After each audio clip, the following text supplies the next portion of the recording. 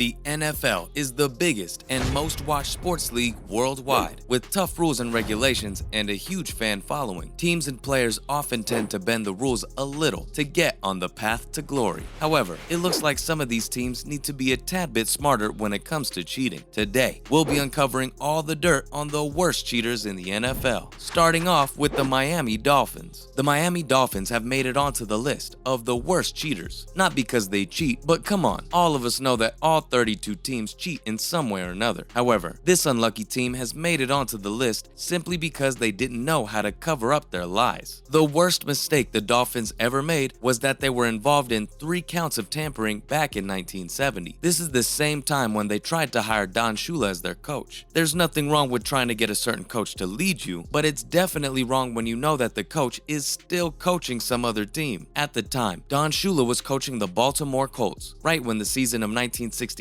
was coming to an end. So naturally, when Joe Robbie, the previous owner of the Miami Dolphins, approached Shula and got him to sign the contract, it was clear cheating, even though this practice has become somewhat common now. And to top it all off, back in 1990 to the present date, players of the Dolphins are known to use performance-enhancing drugs, and that's obviously a no-go. Next up, the Green Bay Packers. These guys had it pretty bad. Their tactics were so horrible that they got kicked out of the league. In 1921, the Green Bay Packers had their license revoked and were made to pay the $50 league entrance fee to rejoin the league. When things got really bad and they didn't have an entry into the league, the founder, Curly Lambeau, sneaked them back in by paying the price in 1922. And back then, $50 used to be a lot, as if the kicking out from 1921 wasn't enough. It turns out that they still didn't learn their lesson. After a couple of decades, in 1963, one of their main players, Hornung, was caught betting on different NFL matches. Yikes. And last but not least, the favorite for every team, their players were caught using performance-enhancing drugs. Like, guys, come on. Moving on, the Baltimore Ravens. Here's another horrible one. With 4 seconds remaining in Super Bowl 47, Ravens quarterback Joe Flacco was heard encouraging players to come off the sidelines and grab 49ers returner Ted Ginn Jr. if necessary, as the Ravens led 34-31. Baltimore Ravens quarterback Joe Flacco informed teammates Matt Burke and Dennis Pitta on the sidelines that they really can't let Ginn go unchecked. Go tackle him if he begins to break it, Flacco instructed Pitta in response to the play. Now, obviously, you can't do that. The worst part here is that Flacco was among the players in the NFL films who were wearing mics. So, guys, here's a lesson. If you're gonna cheat, make sure it's not while the entire world can hear it. The team had other troubles as well. In 2005, we saw a rise in the players' performance-enhancing drugs, PEDs. Adding insult to injury, the Baltimore Ravens were fined $20,000 by the NFL in 2012 for failing to include Ed Reed's shoulder problem in their team injury report. And to top it all off, even though full pad sessions are prohibited until training camp, the club allowed rookies to practice in full pads. And here's a glimpse into the cheating history of the Oakland Raiders. If you thought these guys were innocent, you've got it so wrong. The Raiders have also been involved in tons of cheating scandals. It was cheating, whether unlawful pads, far too much stickum, Al Davis spying from around the sideline, or any other edge they might obtain. Performance-enhancing drugs, PEDs, were utilized illegibly by players in 1989 and even nowadays too. The Oakland Raiders lost a 4th-round draft selection for violation of the player restriction in 1980. And learning nothing from their past blunders, the Oakland Raiders again lost their 5th-round draft selection for unlawfully sequestering 2 players in 1981. Moving on, not to forget, the San Francisco 49ers. Using stickum is a very common yet completely illegal act that's been going on around the game for some time now, and it's quite obvious how quickly this is caught, but unfortunately, some players like to take the risk. This team might pass by as a lawful and innocent bunch of players, but they are far from it. During an ESPN video timeline on the development of wide receiver gloves, ex-San Francisco wide receiver Jerry Rice admits to illegally using stickum on his own gloves to improve the gameplay and make it super easy during the game. Instead of spending time focusing on putting glue on their gloves, why can't these players simply focus on their gameplay? And that is not it. They were also caught violating the salary cap back in 2000. The team has also been guilty of tampering, and the players are still using performance-enhancing drugs. And next, we have the New York Giants. These guys aren't innocent either. Like all big names, they cheated through tons of matches and got caught doing it as well. During the 1946 NFL Championship game, Alvin Paris offered the Giants fullback Merle Hape tapes, and quarterback Frank Filchok $2,500 bribes to fail by more than the 10-point spread. Sounds like tons of cheating and betting to us. They also have been super into walkie-talkies, as we've learned. Back then, the team was caught illegally using walkie-talkies to communicate. Like, come on guys, this isn't 3rd grade. The New York Giants might have gotten their name because of how rough they are on the field. But hold up, is it all natural? Nope, you guessed it. The Giants have also been known to use performance-enhancing drugs ever since 1993 and to date. Damn, is anyone safe from this? And of course, the Pittsburgh Steelers. How can we talk about some of the biggest cheaters in NFL history and not include the Pittsburgh Steelers? Known to have been ranked as exceptional NFL cheaters, with a cheat score of 40, these guys have done it all. And the worst part is that the team players and the team doctor are also cheating. Anabolic androgenic steroids, human growth hormones, and analgesics were allegedly prescribed by Dr. Richard Reitz, a former Pittsburgh Steelers doctor. He worked for the club from 1985 to 2007. According to a criminal complaint, more than 90 patients were wrongly diagnosed with pituitary dwarfism, so they may get human growth hormones and medications to prevent the negative effects of steroid usage. They've done all different types of cheating. For instance, this one time in 2013, their coach, on purpose, stepped on the field as an important play was going to happen. The Steelers have also done other unethical things, such as violating the salary cap, faking injuries, being involved in tampering situations, and were also caught trying to hold off the practice for the season illegally. And now, the legendary New York Jets. The Jets have been caught tons of times trying to tamper with the gameplay one way or another. Sometimes it would be the players, and other times it could be the coach himself. Here's a clear example of when Coach Alosi tried to ruin the game. Alosi deliberately toppled the Miami Dolphins cornerback and gunner Nolan Carroll as he went up the line on punt coverage during the Jets' 10-6 defeat to the Dolphins in their 2010 regular season. It was eventually revealed by Alosi that the incident was deliberate. This was just one example of when the coach tried to injure the opposing team's players while the match was going on. There are also other scenarios where they have been caught red-handed. In 2015, the team was caught illegally tampering, and then in 2009, they were caught trying to use kits that weren't approved beforehand. 2 times, once in 1997 and once in 2010, they were caught as they didn't report the injury. What's more, with some players using performance enhancement drugs, it clearly hasn't been a smooth ride for them. And the final one, the biggest cheaters of all time, the Denver Broncos. If you're a Denver Broncos fan, you might want to cover your ears for this one as we uncover the truth. Other teams have been known to run into problems as their players use drugs, but the Denver Broncos have it the worst. By far, the Denver Broncos had the most players punished for PED use during the previous decade. Because of their extensive use of performance-enhancing drugs, PEDs, the Denver Broncos have exhausted all their points in this category. If you think that was crazy, wait till you hear the rest of it. They've been known to be a part of many salary cap violations, but here's the creepy one. The team has been known to illegally give tape of the practice sessions of other teams. Yikes. Now that isn't just creepy, but also very unethical. Their players often put different substances in their bodies so that it'd get difficult for the other team players to get a hold of them. They have in the past failed to report to the authorities